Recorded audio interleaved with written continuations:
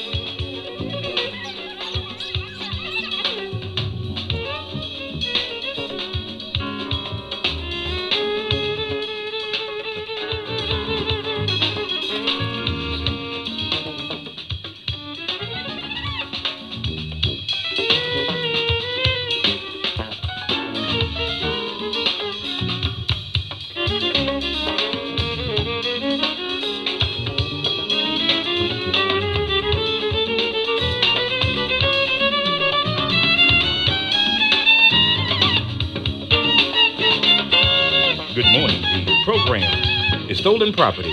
I'm the Spirit Man. I'll be with you into the top of the noon hour. Going to put power into 1 hour as we move to rock your radio and to rock your mind as we move down to your roots to shake you and awake you that maybe that you can be one of those raising up the deaf, dumb, and blind in the ignorant to themselves and their kind. We thank you for listening to this program this morning. I'm Brother Donald, the Spirit Man. We're going to have a very excellent program this morning. I have a sister that's co-hosting this program with me this morning, Sister Mariah. Let me see if I can bring the sister up online. Sister, are you there?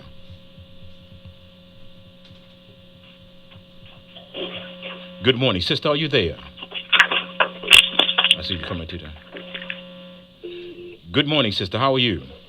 I'm great, and yourself? I'm great. I'm happy to be here, and I'm happy that you're able to give us just a little bit of your time this morning, that maybe that we can be able to say something that our people can take into consideration this morning.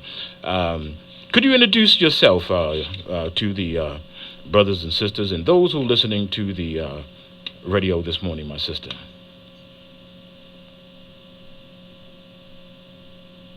Are you still there? Yes, I am. So my name is Stephanie Mariah, and I'm happy to be here this morning, and thank you for having me. Thank you very much. We're going to talk about this morning the war on the black family. When someone may state something like that to you, that there's a war on the black family, what comes to mind, my sister? Well, when I think of the war on the black family, I think of broken homes, unemployment, prison, lack of education, lack of positive role models. And that's a big problem in our community at this moment, unfortunately. How do you think that as a people that we are somehow in denial or not paying attention to what's going on and what's happening with our people? I think so. I think a lot of it is denial and not paying attention, but the system is created for denial, for us to be in denial. For instance, reality TV, expensive tennis shoes, good time, those things are music, are influencing our people, and it's keeping us behind. It's not positive. It's a negative message, and we're falling victims of it. So, as we hear the message that's being put out here in the society that about moving forward, have we gone into a regression as a people that instead of moving forward, it seems that we have moved or stepped back as a people, spiritually, politically, economically, socially, morally? We just in all the categories of those things that are negative, it seems that we ranking high. Do you have any idea? Do you have any idea of possibly of how could this take place within a short period of time of maybe 50, 60 years that we have just lost our minds as a people and have stepped off the foundation that we once stood upon, where we had the caring and sharing in the community, and we saw each other as one. Women's Lib started that. The Women's Lib movement started a lot of that. And from there, we really spiraled out of control. We don't have businesses in our neighborhoods. We don't respect each other. Our morals have decreased. Women feel like they don't need a man. I know everybody has issues and makes mistakes and things go through it in life, but we have too many children that are being born into situations that are unhealthy for them, and plus unhealthy for the parents as well. Yes. So, the school to prison pipeline is real. It's real in our community when you couple it with racism, and the court system was meant to make a black man's life miserable. That's true. This is how we find ourselves where we're at. Now, let me ask you this question.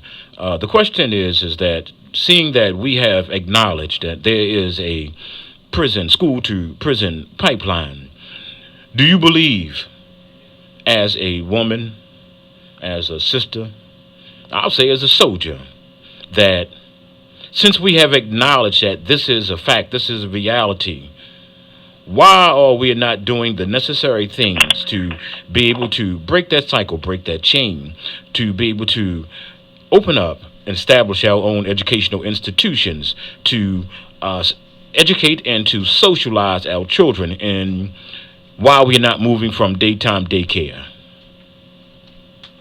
The system is working against us, and people have a certain mindset where you're criticizing me, you can't tell me what to do, this is my life.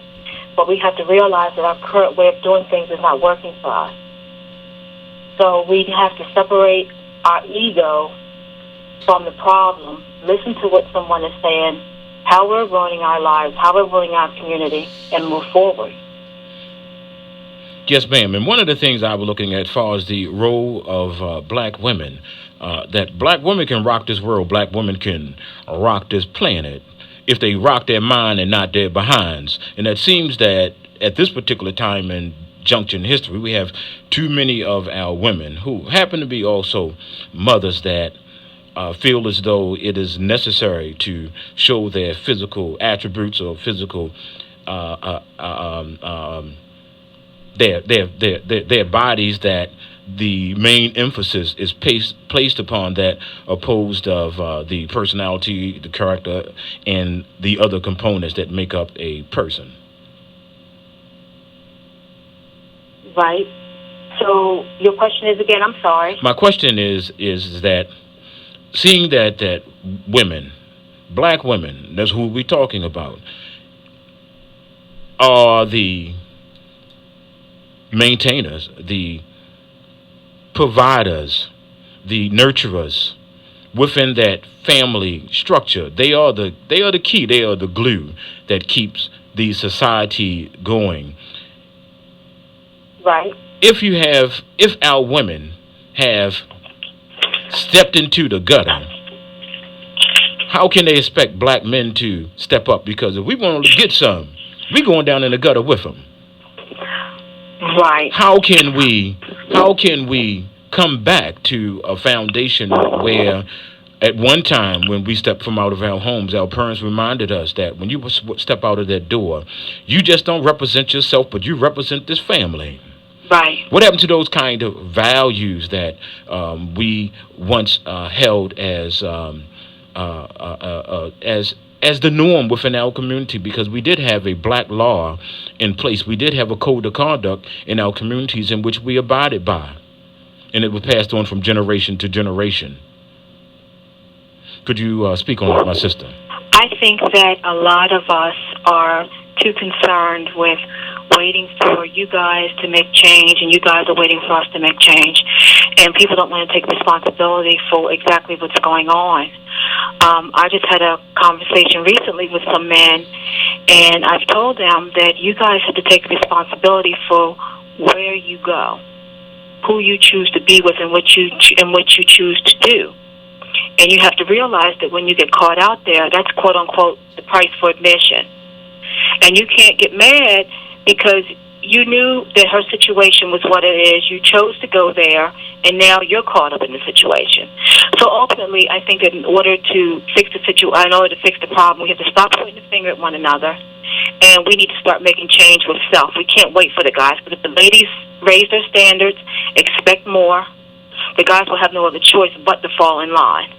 Yeah, I was talking to somebody about that a couple of weeks ago, and I was